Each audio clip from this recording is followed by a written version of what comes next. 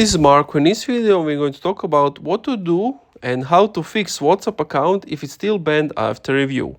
Now, keep in mind, if it's still banned after review, there aren't chances, there are a few chances of you restoring the account, but the chances are a bit slim.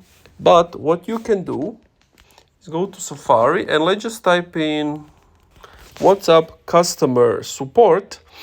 And to basically contact them, you need to go to WhatsApp settings, help, and contact us.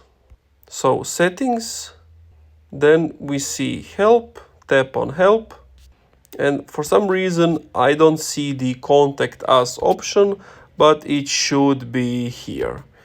And then just contact them, explain them why do you think even after the review their decision was bad, and they're going to give you some sort of advice. And that's it. Thank you for watching this video. If you enjoyed, leave a like, comment, subscribe.